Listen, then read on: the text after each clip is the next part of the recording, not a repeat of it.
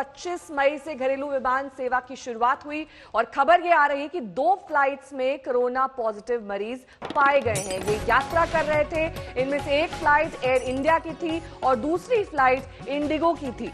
Air India की flight Delhi से लुधियाना जा रही थी। इसमें अलायंस एयर के सिक्योरिटी डिपार्टमेंट में काम करने वाला एक कर्मचारी सफर कर रहा था, वो कोरोना पॉजिटिव पाया गया है। इस फ्लाइट के सभी मुसाफिरों को स्टेट क्वारंटीन में भेज दिया गया है। उधर 25 मई को चेन्नई से कोयम्बटूर गए इंडिगो की फ्लाइट में एक मुसाफिर कोरोना पॉजिटिव पाया गया है। कोरोना मरीज और क्रू के सारे सदस्यों को क्वारंटीन कर दिया गया है।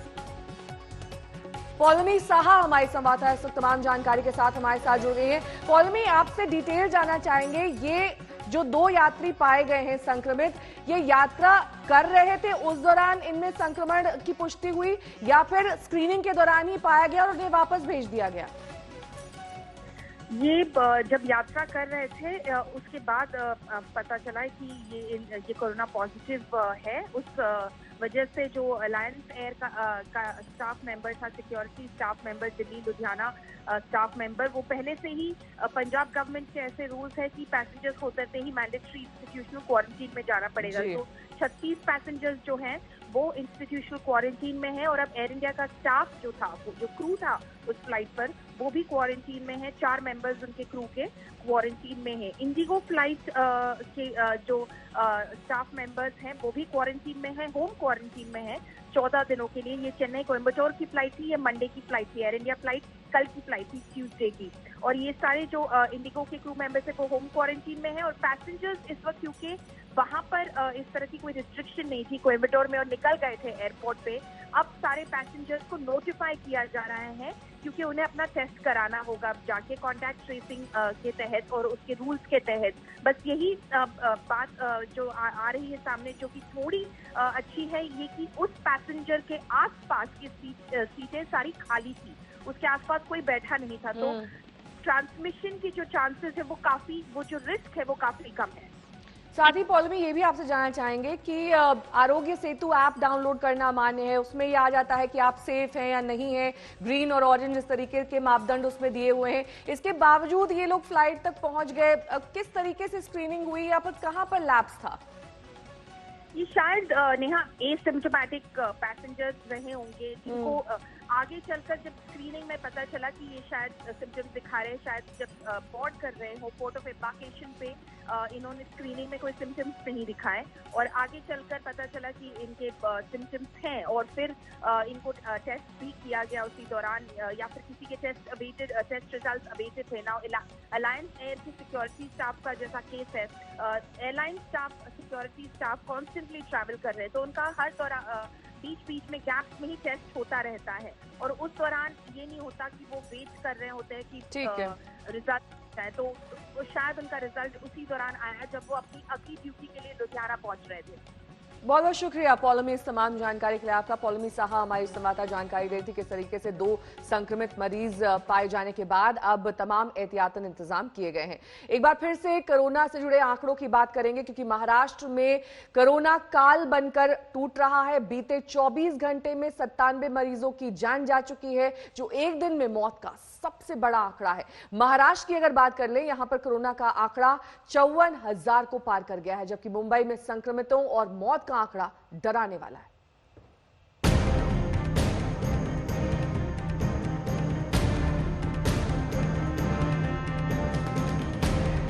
महाराष्ट्र इस वक्त सबसे बड़े कोरोना संकट के दौर से गुजर रहा है। वायरस ने राज्य पर सबसे बड़ा अटैक किया है। लॉकडाउन और तमाम कड़े नियमों के बावजूद कोरोना वायरस तेजी से महाराष्ट्र को अपनी गिरफ्त में लेता जा रहा है।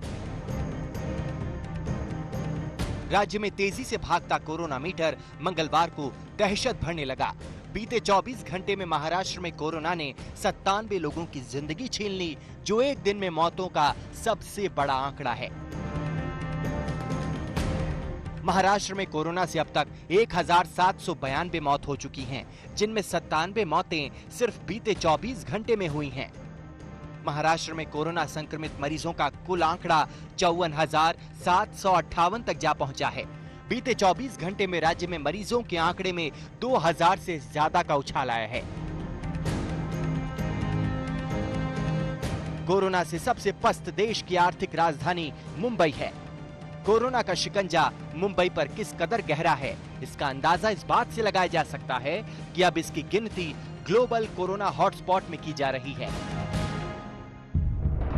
मुंबई में बीते 24 घंटे में 39 मरीजों की मौत कोरोना से हो चुकी है, जबकि नए संक्रमित मरीजों का आंकड़ा 1000 को पार कर चुका है।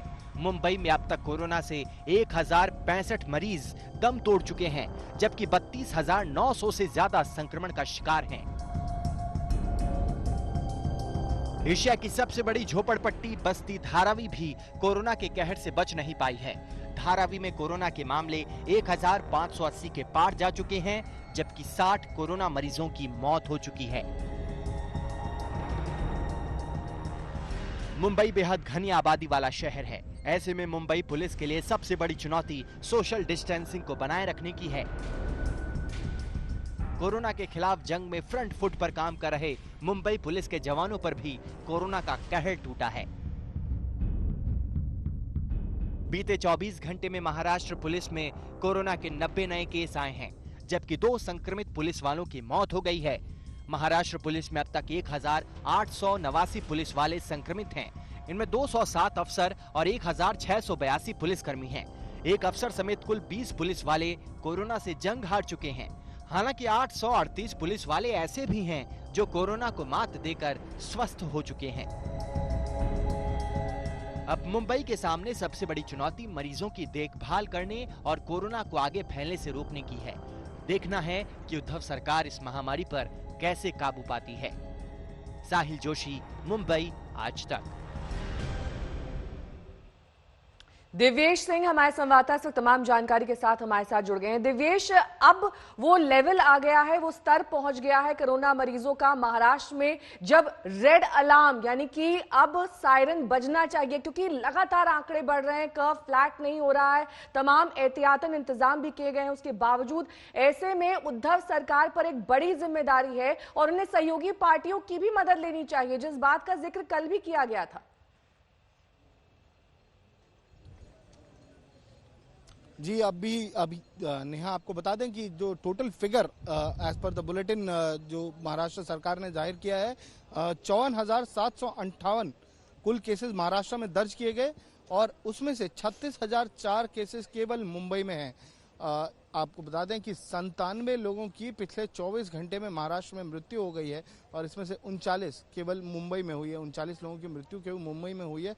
अब इसी वजह से जो भी स्टेप्स और मेजर्स हैं, जो भी कदम महाराष्ट्र सरकार उठा रही है, जो भी आरोग्य विभाग कदम उठा रही है, बहुत ज़्यादा टेस्टिंग की जा रही है, क्वारंटाइन सेंटर्स बनाए जा रहे हैं। कुछ दिन पहले हमने ये भी देखा था कि बेड्स की कमी, हॉस्पिटल में बेड्स की कमी हो गई थी, जिस वजह से जो पेशेंट्स थे वो सफ़र कर रहे थे, लोग एडमिट नहीं हो पा रहे थे, उनकी ट्रीटमेंट नहीं हो पा रही थी। इसीलिए क्वारंटाइन सेंटर्स बनाए गए, नए क्वारंटाइन सेंटर्स बनाए गए। MMRDA ग्राउंड्स पर 1000 बेड का क्वारंटाइन सेंटर बनाया गया और इसी तरीके से बहुत सारे अन्य quarantine centres national Willingdon club, NSCI club और अन्य क्लब्स में भी बनाए जा रहे हैं।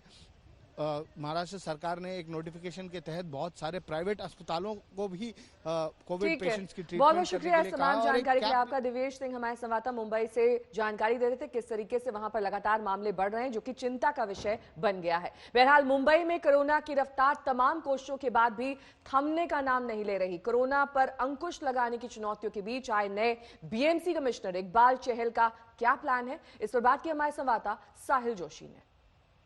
मुंबई में कोविड-19 पॉजिटिव केसेस का आंकड़ा 32,791 तक पहुंच चुका है और लगातार मामले 1200 से 1500 की संख्या में बढ़ते जा रहे हैं। आज मुंबई में 1000 से ज्यादा केसेस एक बार फिर ऐड हुए हैं। लेकिन क्या यह नंबर से डरने की जरूरत है? क्या BMC अब तैयार है इस सारी सिचुएशन को हैंडल करने के लिए? BMC के नए कमिश्नर आ चुके हैं और इस वक्त हमारे साथ मुंबई के नए BMC कमिश्नर IS चहल इस वक्त जुड़े हुए हैं, जो कुछ ही हफ्ते पहले मुंबई का जिम्मा संभाल चुके हैं। सबसे बड़ी जिम्मेदारी आज की तारीख में। मिस्टर चहल, शुरुआत आपकी यहीं से होगी कि जिस तरीके से मुंबई में लगातार 1200 से 1500 केसेस बढ़ती जा रही है, किस तरीके से आप तैयार कर रहे हैं मुंबई को कि केसेस बढ़ने के बावजूद भी मुंबई में स्थिति गंभीर ना हो, उसके लिए आप किस तरीके से तैयारी कर रहे हैं?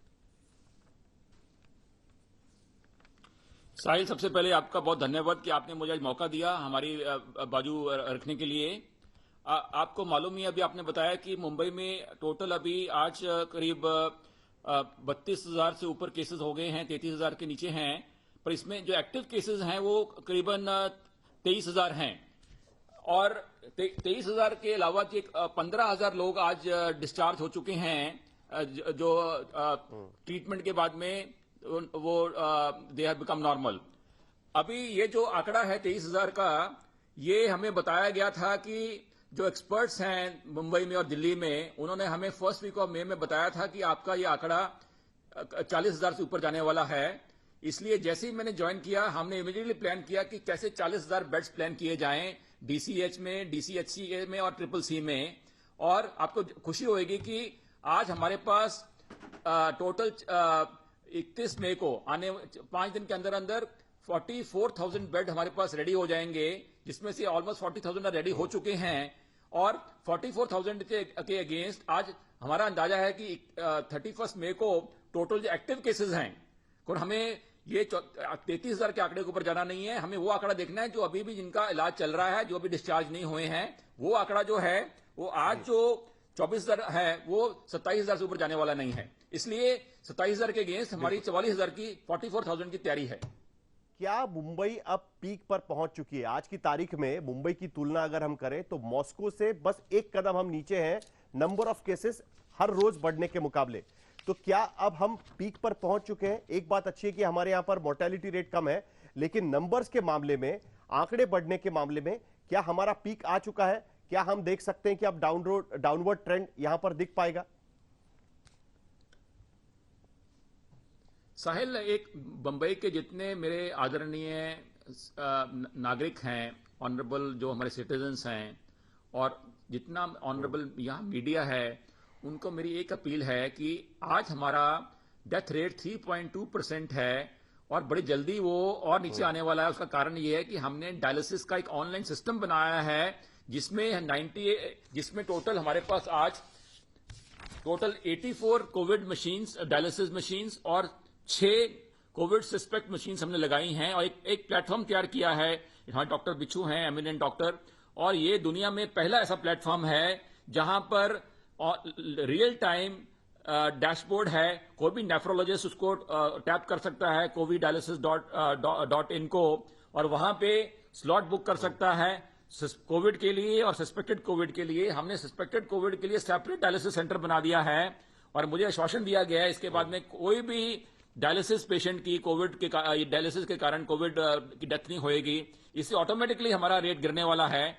और मेरा कहना यह है कि अगर हम हमारी हॉस्पिटल मैनेजमेंट, हमारी एम्बुलेंस मैनेजमेंट, हमारी बेड मैनेजमेंट और डॉक्टर की मैनेजमेंट सही है और हम अगर अपना डेथ रेट को हम नेशनल एवरेज पे मैच कर सकते हैं, तो तब केस चाहे आपके पास 10,000 हैं, चाहे 1 लाख हैं, चाहे 2 लाख हैं, उससे डरने की बात नहीं है। जब तक हमारे पास मैनेजमेंट की शक्ति है और लोगों को हम उनको ट्रीट करके 97%, 98% लोगों को हम ठीक करके घर भेज सकते हैं। तो एक तरफ मुंबई में कोरोना का विस्फोट है, दूसरी तरफ प्रवासी मजदूरों की समस्या खड़ी है। मुंबई से प्रवासी मजदूरों के निकलने का सिलसिला लगातार जारी है। आधी रात का वक्त, प्रवासी मजदूरों का रेला मुंबई के लोकमान्य टर्मिनस की ओर बढ़ता चला जा रहा है। किसी को गोंडा जाना है तो किसी को आजमगढ़, किसी को पश्चिम बंगाल के किसी ठिकाने पर जाना है। सोशल डिस्टेंसिंग का पालन करते हुए कतारबद्ध होकर मजदूरों का तांता रेलवे स्टेशन पर जुटता जा रहा है और देखते ही देखते जन सैलाब में तब्दील हो जाता है। प्रवासी मजदूरों का ये सैलाब कल दिन से ही जमा होने लगा था। बताया जाता है कि पुलिस की देखरेख में इन मजदूरों को रेलवे स्टेशनों पर पहुंचाया जा रहा था। रात के 11 बज चुके हैं और हम लोग लोकमान्य तिलक टर्मिनस पे मौजूद हैं। हम शाम 7 बजे से आपको दिखा रहे हैं कि किस तरीके से हजारों की तादाद में जो श्रमिक हैं, मजदूर हैं महाराष्ट्र से, मुंबई से ज्यादातर, किस तरीके से यहाँ बैठ के टर्मिनस पे घंटों बहुत लोग सुबह के आए हुए हैं, बहुत दोपहर के घंटों ट्रेनों का वेट किया जा रहा है, बट ट्रेन नहीं अभी इनको मिल पाई है, ना ही इन्हें कोई इन्फॉर्मेशन दी गई है। सर, कितने घंटे से खड़े? 4 बजे से खड़े हैं। कहाँ जाना है? यूपी जाना है, आजमगढ़। कुछ बताया गया है कब आएगा? कुछ भी नहीं, हम लोग को 4 बजे वहाँ से मतलब भेज दिया गया बस से, इधर लाके छोड़ दिए और अंदर भी नहीं ले रहे। अंदर भी नहीं लाया? अंदर भी नहीं ले रहे। अगर हम यहाँ पे किसी से बात कर पाए, मैम से बात कर पाए। सर कब से आए हुए बताइए? 3:30 बजे से। 3:30 बजे से आए। कहाँ से आए? धरावी, साइन धरावी से। धारावी से आए। यूपी जाना है, लखनऊ। हाँ। कोई बताया नहीं गया है आपको? मुझे कुछ नहीं। कोई बंगाल से भी है यहाँ पे? बंगाल से भी कोई है? आपको कहाँ जाना है सर? हमको गोंडा जाना है। तो कितने बजे से आए हुए? हम तो यहाँ 12 बजे से खड़े हैं। 12 बजे से खड़े हैं। दोपहर के 12 बजे से? हम लोग घाट गोबर से आए, 11 बजे से खड़े हैं, ना अंदर ले रहे हैं और ना कुछ बता रहे हैं ट्रेन के बारे में। कुछ महिला भी हैं, अगर थोड़ा इनसे बात कर पाए दूरी बनाते हुए। मैम कब से आप बैठे हैं? 2 बजे से हम लोग यहाँ आए, वहाँ से बताया कुछ? बताया ट्रेन कहाँ जाना है? हमको यूपी जाना है। बताया कुछ ट्रेन कब आएगी? नहीं, अभी नहीं बताया।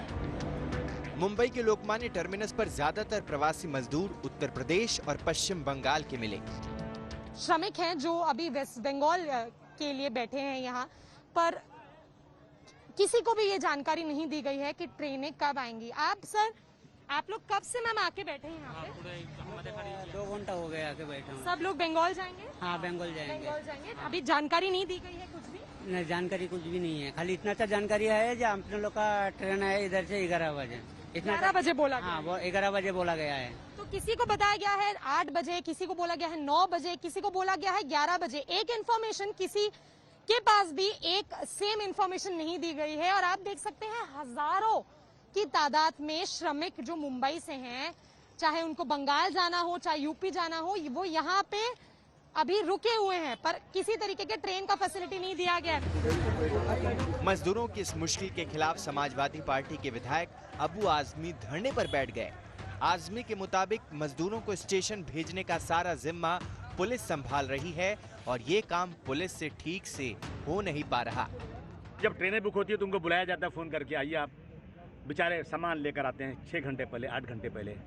उनको बस में बिठाकर स्टेशन छोड़ा जाता है और लाइन में खड़े रहते हैं। 4-5 घंटे यहाँ रहते हैं, 4-5 घंटे वहाँ खड़े रहते हैं। उसके बाद कह दिया था कि जाओ ट्रेन फुल हो गई, जाओ अपने अपने घर। कैसे जाओ नहीं मालूम, कैसे जाओ, और नहीं जाओ तो पुलिस डंडे मारती है। प्रवासी मजदूरों को पश्चिम बंगाल भेजने के मुद्दे पर सियासत गर्म है। महाराष्ट्र से 41 श्रमिक एक्सप्रेस ट्रेन पश्चिम बंगाल जाने वाली थी, लेकिन अम्फान तूफान से हुए नुकसान की वजह से पश्चिम बंगाल के लिए इसकी व्यवस्था में मुश्किल हो रही है। आज की तारीख में हमने 145 ट्रेन्स प्लान की है। उसमें 145 ट्रेन्स में 41 श्रमिक स्पेशल ट्रेन जो है वो वेस्ट बंगाल जाने के लिए प्लान्ड है। लेकिन वेस्ट बंगाल सरकार की तरफ से जो एम्फन साइक्लोन के बाद रिहैबिलिटेशन एंड रिलीफ वर्क है उसके लिए कुछ इश्यूज रेज किए गए हैं। हमारे रेक्स बिल्कुल रेडी है इसमें, इसलिए हमने स्टेट गवर्नमेंट ऑफ महाराष्ट्र और उनके जो नोडल ऑफिसर्स हैं उनको रिक्वेस्ट की है कि आप वेस्ट बंगाल के नोडल ऑफिसर के साथ कोऑर्डिनेट करके हमें बता दीजिए इसमें। यही वजह है कि कल पुणे से 1400 श्रमिकों को पश्चिम बंगाल जाना था, लेकिन आखिरी वक्त पर पश्चिम बंगाल से संदेश आया कि वो इतने मजदूरों को लेने की स्थिति में नहीं है। सिर्फ 400 मजदूरों को ट्रेन पर बिठाकर रवाना किया गया। जाहिर है रेलवे और राज्य सरकारों के बीच तालमेल का घोर अभाव है और इसका खामियाजा मजदूर भुगत रहे हैं। मुंबई से तनुश्री पांडे और एजाज खान के साथ आज तक ब्यूरो। और हर रोज की तरह एक बार फिर से कोरोना से जुड़े आंकड़ों का रुख करेंगे। मामलों की रफ्तार लगातार बढ़ती जा रही है और देश में कोरोना के कुल मामले 1,51,000 के पार पहुंच गए हैं। वहीं 24 घंटे में 6,387 नए मामले सामने आए हैं। 24 घंटे के भीतर 170 लोगों की जान गई है। देश भर में 1,51,767 मामले हैं। ठीक हुए मरीज 64,426, मौतें 4,337 हैं। इसके साथ ही 64,000 से ज्यादा कोरोना मरीज इलाज के बाद ठीक भी हुए हैं।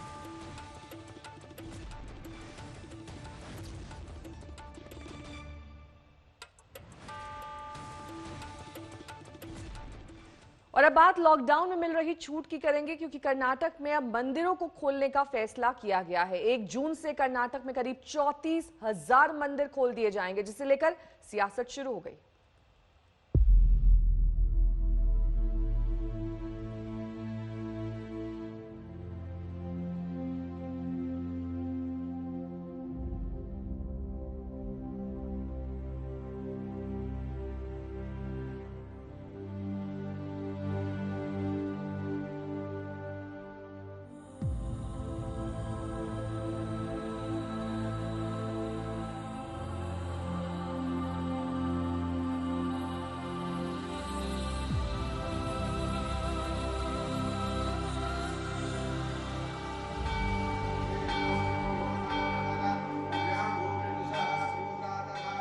लॉकडाउन में कब तक अपने भगवान से दूर रहेंगे भक्त? इस सवाल का पहला जवाब कर्नाटक से मिला है।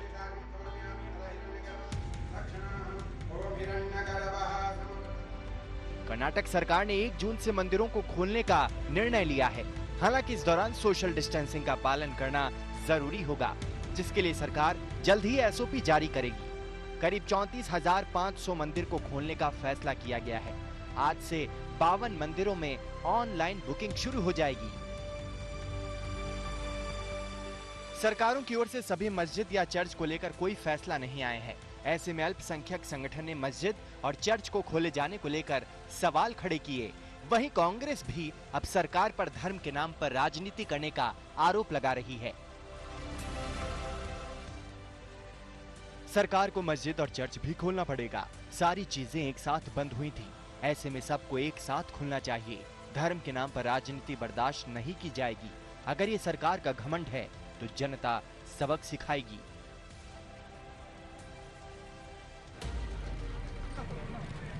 कर्नाटक के अलावा कई राज्यों से अब धार्मिक स्थलों को खोलने की मांग तेज होती जा रही है। कई मंदिरों के बाहर संगठन प्रदर्शन भी कर रहे हैं। तमिलनाडु, केरल, पुडुचेरी में लगातार मंदिर खोलने की अपील की जा रही है।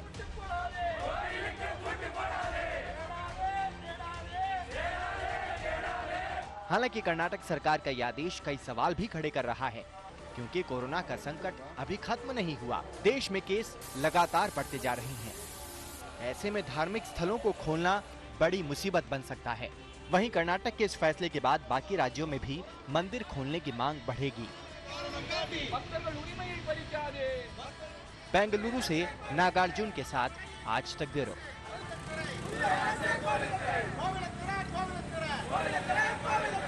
बात अब भारत और चीन के बीच तनाव की करेंगे। जिस वक्त पूरी दुनिया मिलकर एक वायरस से लड़ रही है, उसी वक्त चीन युद्ध की बात कर रहा है। चीन के राष्ट्रपति शी जिनपिंग ने अपनी सेना को युद्ध के लिए तैयार रहने के लिए कहा है, वो भी तब जब लद्दाख में सीमा पर चीन और भारत की सेनाएं आमने सामने आ चुकी हैं।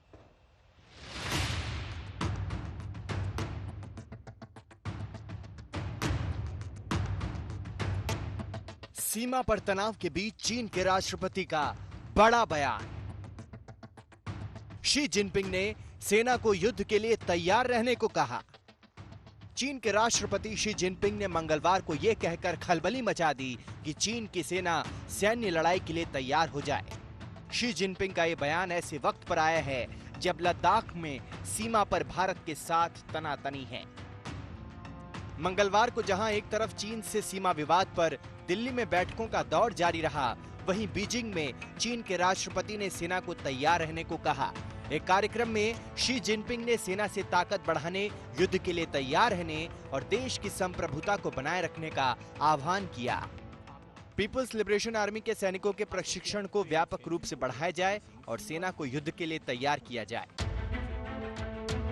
ये तस्वीरें उसी बैठक की है जहां शी जिनपिंग ने युद्ध की बात छेड़ी। नेशनल पीपुल्स कांग्रेस की बैठक में शी जिनपिंग सैन्य अधिकारियों से रूबरू हुए। सबसे खराब स्थिति की कल्पना करें, उसके बारे में सोचें और युद्ध के लिए अपनी तैयारियों, प्रशिक्षण को बढ़ाएं। तमाम जटिल परिस्थितियों से तुरंत और प्रभावी तरीके से निपटें। साथ ही पूरी दृढ़ता के साथ राष्ट्रीय संप्रभुता, सुरक्षा और विकास संबंधी हितों की रक्षा करें। अभी ये साफ नहीं कि युद्ध की बात छेड़कर शी जिनपिंग किसे तेवर दिखा रहे हैं, क्योंकि इस वक्त चीन के सामने दुश्मनों की लंबी फौज है। कोरोना को लेकर चीन की अमेरिका से तनातनी चल रही है। हांगकांग और ताइवान के मुद्दे पर भी वो घिरा हुआ है। भारत के साथ सीमा पर भी चीन के सैनिकों का टकराव बढ़ रहा है। इधर शी जिनपिंग अपनी सेना को तैयार रहने के लिए कह रही हैं, उधर चीन से निपटने के लिए भारत ने भी तैयारियां तेज कर दी हैं। कल प्रधानमंत्री मोदी ने रक्षा मंत्री, तीनों सेनाओं के प्रमुख, राष्ट्रीय सुरक्षा सलाहकार और चीफ ऑफ डिफेंस स्टाफ के साथ बैठक की। सूत्रों की माने तो बैठक में तय किया गया कि अगर चीन कूटनीति की भाषा समझ लेता है तो ठीक, वरना उसे जो भाषा समझ में आती है उसी भाषा में मुंहतोड़ जवाब दिया जाएगा। बैठकों का दौर आज भी जारी रहेगा। आज आर्मी चीफ के साथ सेना कमांडरों की बैठक होने जा रही है। बैठक में चीन के खिलाफ रणनीति बनाई जाएगी।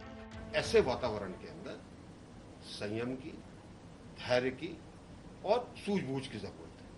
और ये तीनों चीज हमारे प्रधानमंत्री जी के अंदर हैं, ये तीनों चीज इस सरकार के अंदर हैं और हमारी सरकार अपनी सेनाओं के साथ बहुत अच्छे तरीके से इस सिचुएशन के साथ डील करेगी। सवाल यह है कि क्या कोरोना पर घिरा चीन पूरी दुनिया का ध्यान भटकाने के लिए युद्ध जैसी बात कर रहा है? खैर, चीन की चाल जो भी हो, भारत उसे हर तरह का जवाब देने के लिए तैयार है। गौरव सावंत के साथ दिल्ली से मंजीत नेगी, आज तक। ये 1962 नहीं 2020 है और चीन भारत जैसी महाशक्ति से सीधे टकरा नहीं सकता। भारत को करारा जवाब देना आता है और आज हमने अनुभवी एक्सपर्ट से बात करके एक रिपोर्ट तैयार की है जो ये बताएगी कि भारत को ऐसे हालात में क्या करना चाहिए।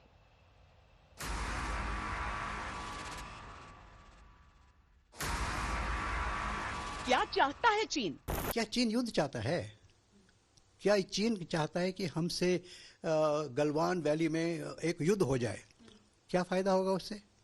वो एक ब्रिगेड लाएगा, हम एक ब्रिगेड ले जाएंगे, उसकी कुछ कैजुअलिटीज होंगी, हमारी कुछ कैजुअलिटीज होंगी, वो कुछ जमीन घेर लेगा, हम कहीं जमीन घेर लेंगे। क्या फायदा होगा उससे?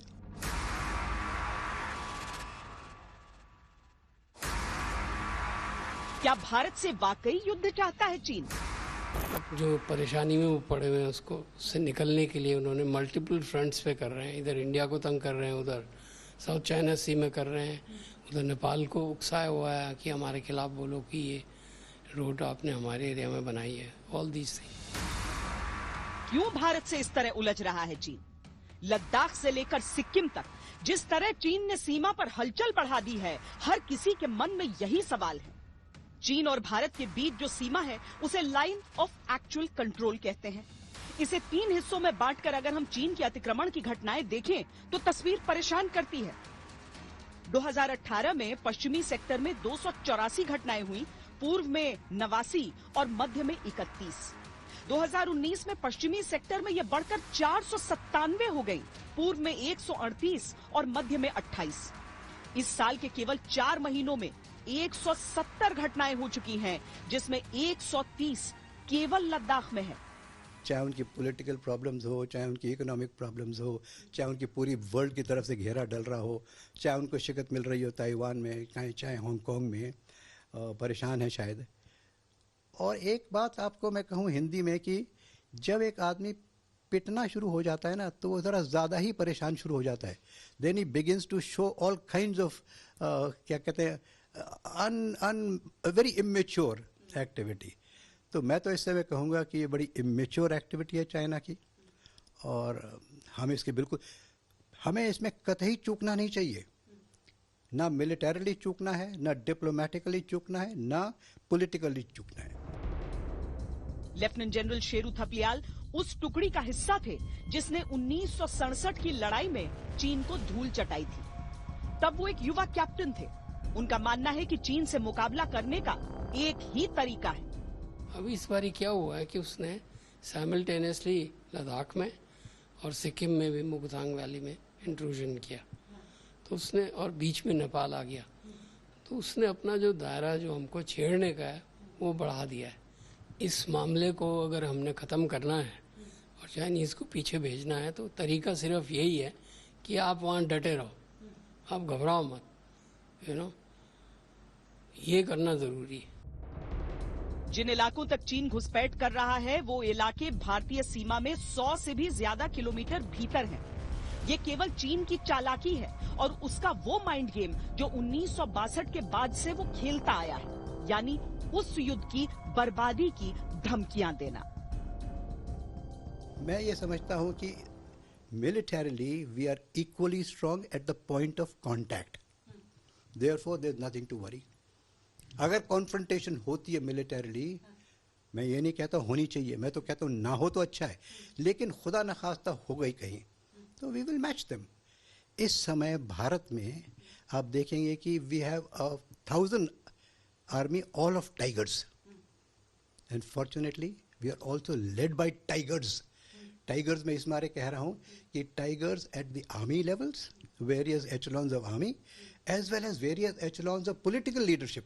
सीमा के जितने बड़े दायरे को चीन ने इस बार एक्टिवेट किया है, ऐसा पिछले कई दशकों से देखने को नहीं मिला है, या यूं कहें कि 62 के युद्ध के बाद पहली बार इस तरह का कुछ हो रहा है।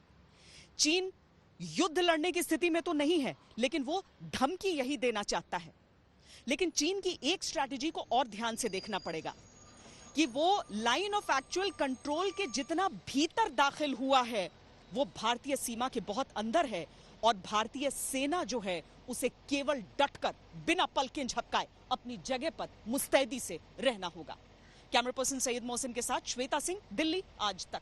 अब बात मौसम की करेंगे। लॉकडाउन में जनता को घर की दहलीज तक ही रोकने का काम अब गर्मी कर रही है, क्योंकि इतनी भीषण गर्मी पड़ रही है कि दोपहर में सड़क सुनसान हो जाती है। उत्तर भारत में गर्मी का आलम यह है कि सारे रिकॉर्ड्स टूट चुके हैं। मंगलवार को गर्मी का जो रौद्र रूप दिखाई दिया, उसने आने वाले दिनों की तपिश को बढ़ा दिया है।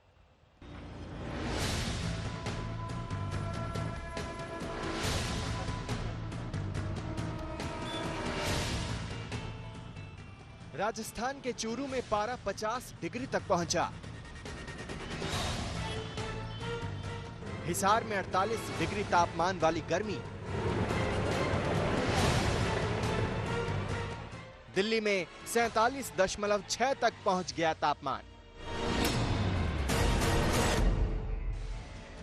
दिल्ली की सर्दी ही नहीं, अब दिल्ली की गर्मी भी सता रही है। मंगलवार का दिन दिल्ली के लिए सीजन का सबसे गर्म दिन रहा। रिकॉर्ड तोड़ गर्मी के साथ पालम इलाके में पारा 47.6 डिग्री तक पहुंच गया। मंगलवार को दिल्ली देश का तीसरा सबसे गर्म शहर रहा। 22 साल बाद दिल्ली के आसमान से ऐसी आग बरसी। इससे पहले साल 1998 और 2002 में तापमान 46 डिग्री के पार पहुंचा था। मंगलवार को दिल्ली के सफदरजंग में 46 डिग्री, पालम में 47.6 डिग्री और लोधी रोड पर 45.4 डिग्री और आया नगर में 46.8 डिग्री तापमान रिकॉर्ड किया गया। I would say that people who are going out, especially during the midday, need to be extra careful, properly hydrated, should wear a cap or have an umbrella, and especially elderly or small children should avoid going out when the temperature is very high. Delhi से करीब 250 kilometre दूर राजस्थान के चूरू में भी गर्मी ने अपनी परीक्षा ली। मई के महीने में ही चूरू का पारा 50 डिग्री के पार पहुंच गया। न्यूनतम तापमान भी 31 डिग्री से ज्यादा रहा। यूपी बुरी तरह गर्मी से बेहाल नजर आ रहा है। कानपुर, लखनऊ, वाराणसी, इलाहाबाद, आगरा, हर कहीं गर्मी ने जनजीवन अस्त व्यस्त कर रखा है। कई इलाकों में तो पारा 47 डिग्री तक जा चुका है। बिहार के गया में प्रचंड गर्मी ने 24 घंटे में 2 लोगों की जान ले ली। हालात को देखते हुए प्रशासन ने लोगों से खूब पानी पीने और दोपहर में घर में रहने की सलाह दी है। हरियाणा, पंजाब में भी भीषण गर्मी पड़ रही है। हरियाणा के हिसार में तो पारा 48 डिग्री तक पहुंच गया। मध्य प्रदेश के 14 शहरों में लू के हालात हैं। मौसम विभाग ने रेड और येलो अलर्ट जारी किया है। चक्रवाती तूफान का सामना कर चुके ओडिशा के 10 जिलों में भी हीट वेव की चेतावनी जारी की गई है। झारखंड के भी 4 जिले गढ़वा, पलामू, चतरा और लातेहार में लोगों को लू से बचने की सलाह दी गई है। मौसम विभाग की माने तो आने वाले 2 दिनों तक हालात सामान्य नहीं होने वाले। हरियाणा, चंडीगढ़, दिल्ली, राजस्थान, उत्तर प्रदेश, पूर्वी मध्य प्रदेश और विदर्भ में कुछ हिस्सों में लू चल सकती है। वहीं कुछ जगहों पर प्रचंड लू के थपेड़े महसूस किए जा सकते हैं। उत्तर भारत के अनेक हिस्सों में 29 और 30 मई को धूल भरी आंधी चलने और गरज के साथ छींटे पड़ने की संभावना है, जिससे कुछ राहत मिल सकती है। तब तक सावधानी बरतने की जरूरत है।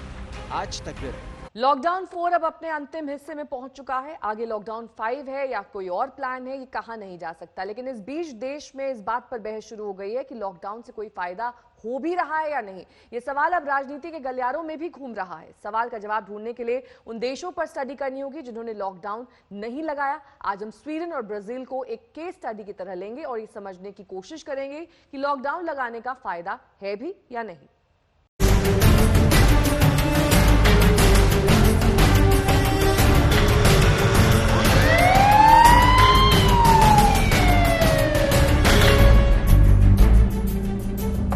भारत और ब्राजील, दो बढ़ती हुई अर्थव्यवस्थाएं, दोनों के शहर एकदम घने बसे हुए और साथ में बड़े बड़े स्लम।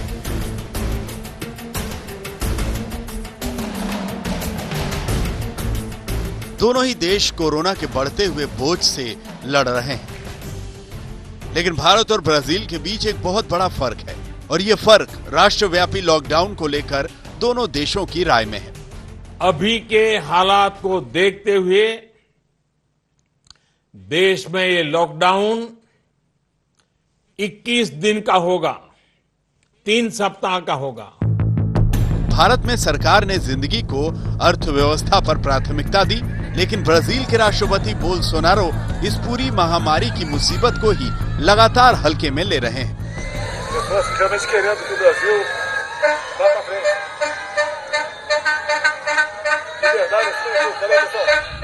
दुनिया को अब जब प्रधानमंत्री नरेंद्र मोदी ने 25 मार्च को लॉकडाउन लगाया, तब ब्राजील के कोरोना केस भारत से ज्यादा हो चुके थे और मार्च के हर तीसरे दिन में मामले डबल हो रहे थे। करीब 2 महीने तक कोरोना वायरस पूरी रफ्तार के साथ बिना रोक टोक ब्राजील में फैलता रहा। फिर 5 मई को ब्राजील के एक बड़े शहर में लॉकडाउन शुरू हुआ। लेकिन भारत और ब्राजील के आंकड़ों को अगर गौर से देखा जाए तो दोनों ही देशव्यापी लॉकडाउन के पक्ष में या विरोध में कोई बड़ा तर्क पेश नहीं कर पाते। भारत में लॉकडाउन 1 से लेकर अब तक कोरोना के मामले बढ़ने की रोज की औसत रफ्तार ब्राजील से थोड़ी ज्यादा रही है। इससे पता चलता है कि लॉकडाउन जरूरी तो हो सकता है, लेकिन इससे संक्रमण से बचाने वाली सुरक्षा नहीं मिलती, यानी लॉकडाउन से संक्रमण रुकने की कोई गारंटी नहीं है। हालांकि भारत ने कोरोना से होने वाली मौतों को कम किया है। ब्राजील में कोरोना की मृत्यु दर 6.68% है और भारत में 3.14%, यानी ब्राजील में भारत के मुकाबले 2 गुनी मौतें हो रही हैं।